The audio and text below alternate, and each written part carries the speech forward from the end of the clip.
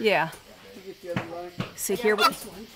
So it's hard to see the girls, but we've got. Oh, I've got a lot of them in here. 4 crates full of chickies. Chickies. We should have cleaned this off today. How come we didn't?